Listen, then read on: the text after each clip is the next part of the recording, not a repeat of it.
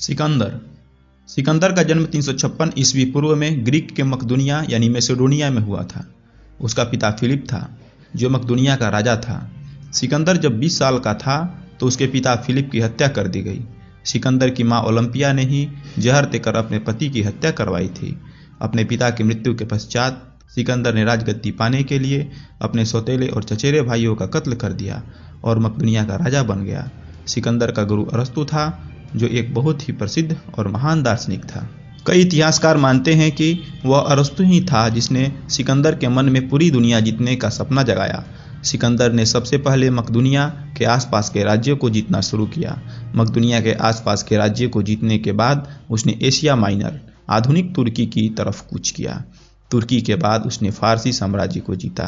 फारसी साम्राज्य मिस्र, ईरान से लेकर पश्चिमोत्तर भारत तक फैला था। फारस साम्राज्य सिकंदर के अपने साम्राज्य से 40 गुना ज़्यादा बड़ा था।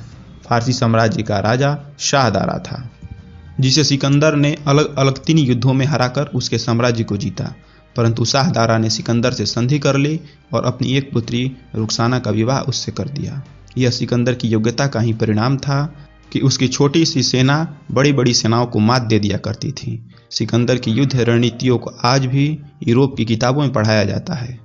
सिकंदर के पत्थर और आग के गोले फेंकने वाले गुलेल नुमा बड़े बड़े हथियार और उसके सैनिकों की लंबी लंबी ढालें युद्ध में निर्णायक भूमिका निभाती थीं। सिकंदर ने भारत पर 326 ईसा पूर्व में हमला किया था। उस समय भारत छोटे छोटे राज्यों और गणराज्यों में बटा हुआ था। राज्यों में राजा शासन करते थे और गणराज्यों में मुखी या गणपति होते थे जो प्रजा की इच्छा अनुसार ही फैसले लेते थे। भारत में सिकंदर का सामना सबसे पहले तक्षशिला के राजकुमार अंभी से हुआ था। अंभी ने शीघ्र ही आत्मसमर्पण कर दिया और सिकंदर की सहायता की। सिकंदर अंभी द्वारा भेंट की गई दौलत को देखकर दंग रह गया। वह सोच में पड़ गया कि अगर भारत के एक छोटे से राज्य के पास इतनी धन संपदा है तो पूरे भारत में कितनी होगी। भारत की धन संपदा देखकर उसे भारत जीतने की इच्छा और बढ़ गई।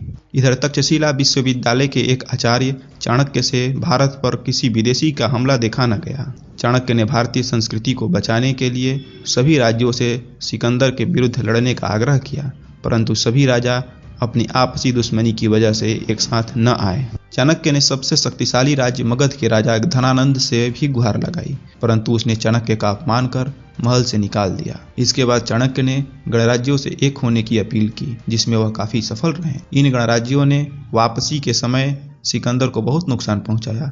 सिकंदर का सबसे महत्वपूर्ण युद्ध झेलम नदी के तट पर राजा पुरु या पुरस से हुआ।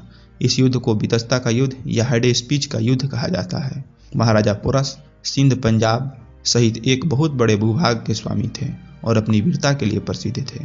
सिकंदर की सेना को झेलम नदी पार करके पुरस से युद्ध करना था, परंतु वर्षा के मौसम के कारण नदी में बाढ़ आई हुई थी और नदी को पार करना मुश्किल था।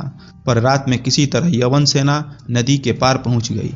नदी के उस पार राजा पुरु भी 30,000 पैदल सैनिकों, 4,000 घोड़सवारों, 300 रथों और 200 हाथियों के साथ सिकंदर के स्वागत के लिए तैयार खड़े थे। सिकंदर ने महाराज पुरस के पास एक संदेश भिजवाया जिसमें पुरस को अधीनता स्वीकार करने को कहा, पर पुरस ने ऐसा नहीं किया।